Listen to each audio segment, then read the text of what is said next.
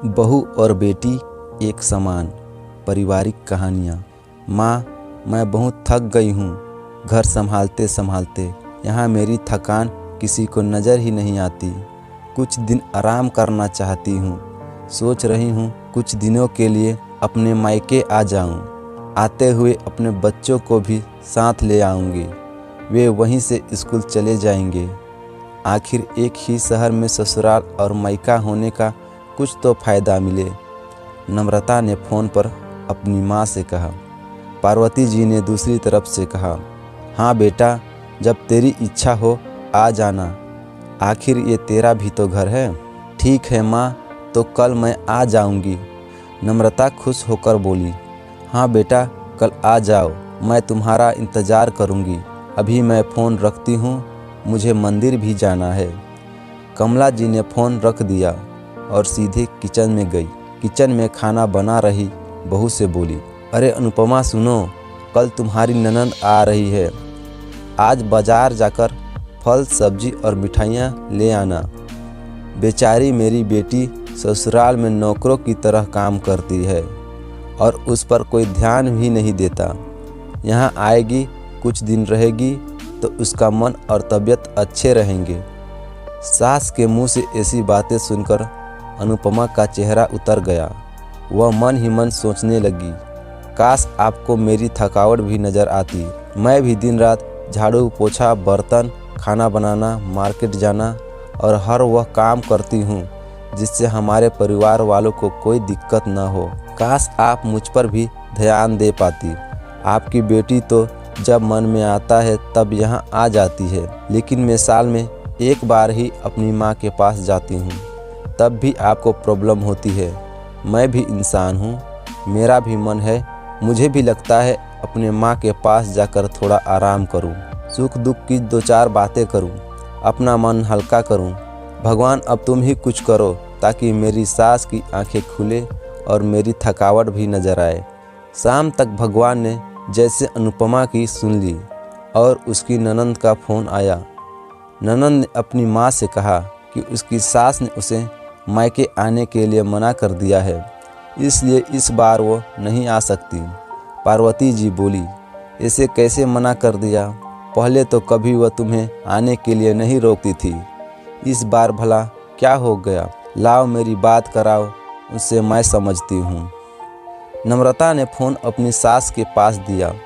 पार्वती जी ने कहा, नमस्कार समधन जी, आपसे कुछ कहना था। समधन जी ने कहा, कहिए। दरअसल कल त्यौहार है, इसलिए नम्रता अपने मायके आना चाहती है। अगर आप उसे भेज दे तो अच्छा होगा। नम्रता की सास ने कहा, देखिए समधन जी, आपकी बेटी मायके जाकर रहे, इस बात के लिए हमने उसे कभी नहीं रोका और इस बात से हमें कोई प्रॉब्लम है भी नहीं। कुछ दिनों पहले मैं अपने रिश्तेदार के शादी में गई थी।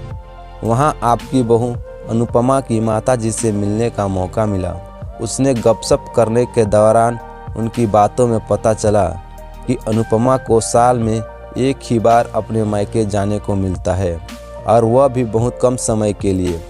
मुझे लगता है आपको पहले अनुपमा को उसके मायके भेज देना चाहिए और वह जब मायके होकर आ जाएगी तो मैं नम्रता को आपके पास भेज दूंगी। एक बहुत ज़रूरी बात जो मुझे लगता है कि आपको समझ लेनी चाहिए कि आपको अपनी बहू को भी बेटी की तरह या बेटी से भी ज़्यादा प्यार देना चाहिए। उसे भी मायके जाने की इच्छा होती होगी। हो सकता है नम्रता के वहाँ आने से उसकी आवभगत करने के लिए आप उसे उसके मायके नहीं भेजती होंगी, या फिर वह आपसे कुछ कहने से अभी डरती हो। अगर आप उसको घर में ही कैद रखेगी तो एक दिन ऐसा आएगा जब वह आपके खिलाफ़ बोलने लगेगी, फिर वह आपकी सुनेगी भी नहीं और जब चाहे तब अपने मायके जाएगी। ऐसी परिस्थिति आए, इससे अच्छा है कि आप ही कुछ बदलाव अमल में ले आएं, जिससे आपका रिश्ता और रिश्ते की मिठास खराब न हो। पार्वती को अपने समधन के हर एक शब्द में सच्चाई नजर आई। उन्हें मालूम हुआ कि उन्होंने अपने बेटे के प्यार में अंधे होकर कभी भी अपनी बहू के मन का विचार नहीं किया। उन्होंने हमेशा ही अपनी बेटी को अपने बहू से ऊपर रखा। दूसरी तरफ नम्रता भी अपनी भाभी के बारे में हो रही इस बातचीत को सुन रही थी। उसने भी रियलाइज किया कि वह कभी भी अपनी भाभी के साथ ठीक से बात नहीं करती और जब जब वो अपने मायके जाती है तो भाभी थोड़ी उदास रहती है। पार्वती जी ने अपनी बहू को बुलाया और उसे कहा कि अनुपमा कुछ दिनों के लिए नम्रता नहीं आने वाली है, इसलिए पहले तुम अपने मायके होकर आओ। यह सुनते ही अनुपमा का चेहरा खिल गया, क्योंकि यह पहली बार था जब उसकी सास ने सामने से उसे अपने मायके जाने के लिए कहा था। अगले दिन अनुपमा अपने मायके गई और इस बार 1-2 दिन नहीं, पूरे 1 हफ्ते भर रह कर आई। अपने माँ बाप से, अपने रिश्तेदारों से मिलकर आई और जब वह लौट कर आई तो उसका चेहरा खिला हुआ था, उसकी आंखें चमक रही थी। अनुपमा के आने के बाद नम्रता भी अपने मायके आई और इस बार वह खुद सामने से अपनी भाभी से खुशी खुशी मिली और अच्छे से बात की। नम्रता ने अपनी माँ से बात करके उन्हें भी अच्छे से समझने में मदद की कि वह कहीं ना कहीं अनुपमा के साथ गलत व्यवहार कर रहे थे। दूसरी तरफ अनुपमा अपने ससुराल वालों के बदले रवैया से बहुत खुश थी। अब वह खुशी खुशी सबका ध्यान रखती और हर काम प्यार से करती। वह ध्यान रखती कि कोई भी ऐसा बात या काम न करे जिससे घर में तनाव का माहौल पैदा हो। पार्वती जी अपनी बहू को खुद ही समय समय पर मायके भेज दिया करती। एक छोटे से बदलाव ने सास, बहू और भाभी ननंद के बीच की कड़वाहट को दूर कर दिया और रिश्तों को और भी ज़्यादा मीठा और मजबूत कर दिया।